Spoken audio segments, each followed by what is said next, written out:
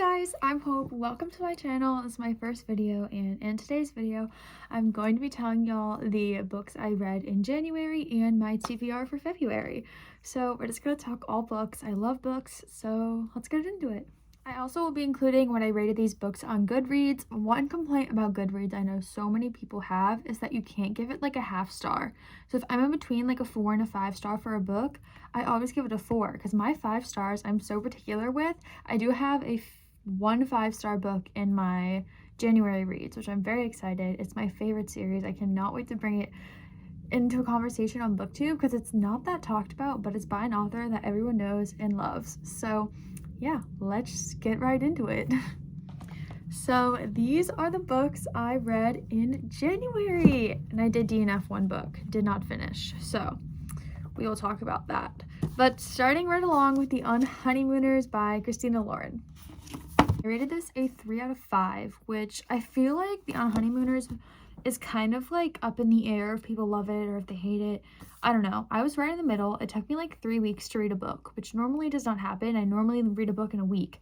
So the fact that this took me so long kind of shows that I was indifferent about it. To start, I was obsessed with it. It's so funny and the cover's amazing. I love the cover. I liked the humor in it. I thought it was funny. I laughed out loud.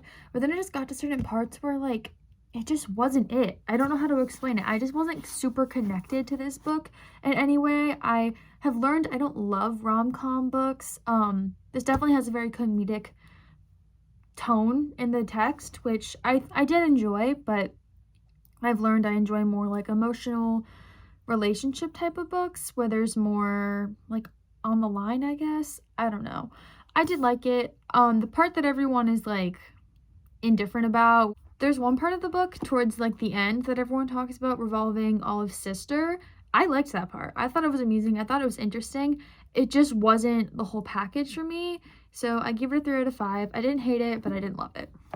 Also, I forgot to mention regarding the Honeymooners, I finished it right going into January. I finished it like the 3rd, so I was reading it for like 3 weeks of December, and then I finally finished it January because I'm like, I want to start a new book. So yeah, that's again Honeymooners by Christina Lauren. My pride and joy, my favorite series of all time, Sweet Rome, a Sweet Home novel by Tilly Cole. This is a series.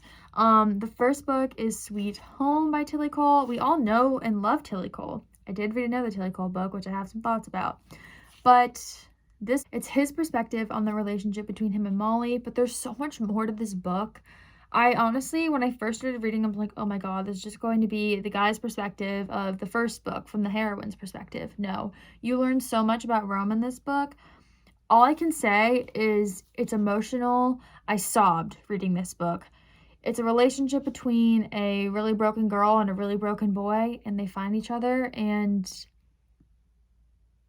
love strikes. There's just so many hidden tropes in this book that are incredibly, like, emotional, and you learn so much about these characters. I wanted to compare it to, like, the Addicted series, which I've not read yet. You guys will see soon. It may or may not be in my TBR for February, but you just fall in love with the characters. I love Rome. 5 out of 5. Highly recommend this series, and there is a few other books from their best friends' perspectives that I'm definitely going to be picking up soon. I love this book. Please read Sweet Home first, then Sweet Rome. It will not disappoint. The third book I read in January was Bully by Penelope Douglas. This is my first Penelope Douglas book, and I rated this a 4 out of 5. It was super, like, linear, and might not be the word.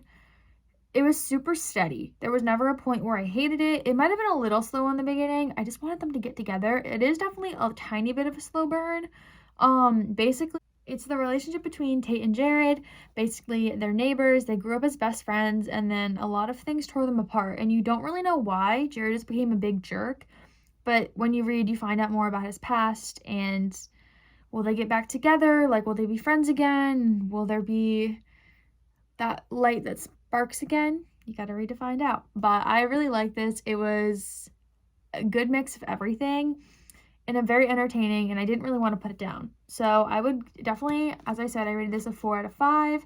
I liked it. I didn't fall in love with it, but I also really love Jared. So I do recommend this book, and it's not that long. It's like a little over 300 pages, so I recommend it.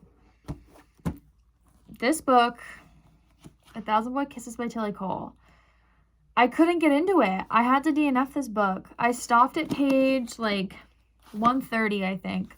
I wanted to love this book so badly, but I couldn't. There was just a lot of fluff. I think it's a young audience book, so it's for younger children, which I definitely got that vibe when reading it, but that wasn't even the part that bothered me. It was just, I felt like they were saying, Tilly Cole was saying the same thing over and over in different like phrases, and I just couldn't do it. And I don't want to spoil anything, but I kind of knew how the ending was going to be, but I just like wasn't emotionally attached to the characters like so many people were, and I was so disappointed. This was the first book I ever read that it didn't live up to the hype to me. I mean, the Honeymooners didn't really either, but I still enjoyed it. I just couldn't enjoy this book. I had to force myself to read it. I liked the beginning, maybe the first 20, 50-ish pages, and the last 80 that I read, I just couldn't do it. I had to DNF it. I looked up the ending because I knew what happened, but I just wanted to know more of what the extent of it was. I read the summary. I didn't cry. Then I read the prologue. I read the epilogue, and I did like the epilogue. So I will say this book is good. I rated it like a 2 out of 5. I have it in a little section on my Goodreads as DNF'd, but I just didn't love it. I can understand why people would, but I just wasn't a big fan of it. So I DNF'd this, but I thought I would talk about it. The last book I read of January was Reminders of Him by Colleen Hoover. Her brand new book. I got it in the day it came out. I ordered it on Amazon, and this book is like a perfect size. It took me about a week to read it, and it was amazing. The more I sat with it, right when I finished, I'm like, it's a 5 out of 5. I love it. But then I ended up rating it a 4 out of 5 on Goodreads, but I would give it a 5 out of 5. If you don't know what it's about, it's basically about this girl named Kenna who went to jail for something that she did, and she had a daughter when she was in jail, and she was just like hoping to get her into her life after she got out of jail. She went back to the town that everything happened in, and she met new people who may or may not be linked to her daughter and may or may not result in the ending of this book. But I will say, I love the relationship between Kenna and Ledger. You guys will know who that is if you read the book, but it's a very deep book. There's a lot of conversations that I think are really important to have, and I loved being inside Kenna's mind while she was trying to navigate this challenging thing, but I just loved hearing her perspective. She was amazing, and I'm going to read one thing I highlighted at the very beginning of the book. Page 17, it's not a spoiler at all. Page 16, actually. It just is such a beautiful quote about life, and I really wanted to read it. So it goes, life can be so cruel and hard, and I've wanted to quit living it so many times. But then moments like these remind me that happiness isn't some permanent thing we're all trying to achieve in life. It's merely a thing that shows up every now and then, sometimes in tiny doses that are just substantial enough to keep us going. This book is so beautiful, and it's like that the entire time.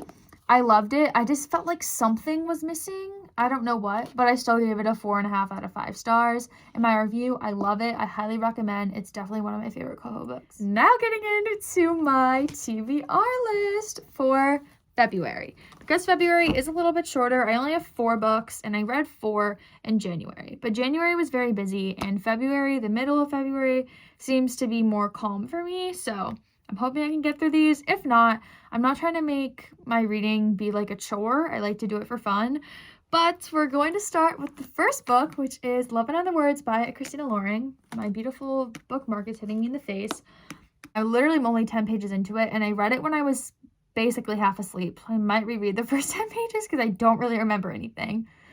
But I just know it is about Macy and Elliot and their story and their friendship, and then them meeting many years later. This is so many people's favorite book. It's a thick one. I don't know how many. I think it's like 400, 500 pages. I don't know much about it. I just set myself in the head. But all I know is so many people love it. So many people have cried. And I love books like that, so I'm really hoping I love this as much as everyone else. And yeah, I'm very excited. This is the one I'm currently reading. The next book I'm so excited about. I bought this at Target. It is The Midnight Library by Matt Haig. I've heard amazing things about this, and I've heard some people say that it's an amazing concept, but like he didn't execute it. He could have done so much more. Basically, it's about this woman named Nora, and she has so many regrets in her life, and she ends up ending her life because she just feels like there's not a purpose anymore. And so instead of going, like, just dying, she ends up going to the Midnight Library, where she can open all these books to all the regrets she's ever had and see how her life would have panned out if that one regret didn't happen. And I've just heard amazing things, how it changes people's perspectives on life, and I feel like I'm really gonna like this. So yeah, that's all I really know. I know it's very widely known and talked about, so I'm excited to dip my toes into this book, and I cannot wait. So this is the next one I'm reading. And then we have a loved favorite, The Deal by Elle Kennedy. The first book in Off Campus, very, very widely talked about. The cover is something. But anyways, it's a very big book. Like, it's very wide. I don't know. All I know is it's about Hannah and Garrett. And I think Hannah's supposed to be super smart, and she apparently is doing really well in the class, and Garrett is on the hockey team, and he's like, you need to help me, and she's like, no. But then I think she ends up helping him, and then they develop a relationship. I think it's pretty obvious how all these books end up and pan out. I think that's kind of the point, but just kind of seeing like the tug of war they have to do to get together is something I think I will enjoy, and it seems like it's lighthearted. I don't know. I have heard there's some like trigger warnings in some of these Elle Kennedy books and the off-campus series, so I would look at those. Also, I just recommend for any book, look up trigger warnings just to make sure it's something that you're comfortable with. But yeah, the main thing I was thinking about was reminders of him. I feel like every Coho book you have to look up trigger warnings, just they're to be expected. But I'm very excited for The Deal. I think it'll be a fun, lighthearted read, and I'm excited for it. Lastly, we have Addicted to You by Krista and Becca Ritchie. I literally know barely anything about this, and I've done that purposefully so I can make a opinion on it for myself. It's pretty small, but I think it's like thick lettering. I don't know, 341 pages. All I know is these two addicts. I don't even know their names. Lily and what's his name? I don't even know the guy's name. Anyways, they're both addicts, and I think they end up in this really successful family, and it's just this whole long series that you fall in love with the characters, which I love those types of feelings in books. So I feel like this is just going to be a kickoff to that.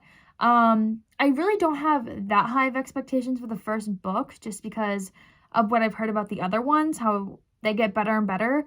So I'm not too, like, it's going to be my favorite book of all time type of feeling, because I think you have to get deeper into the series, but I'm very excited nonetheless. And that's the last book I have in my TBR for February, because February is a shorter month. And yeah, I'm trying to pick up all the books to get a thumbnail.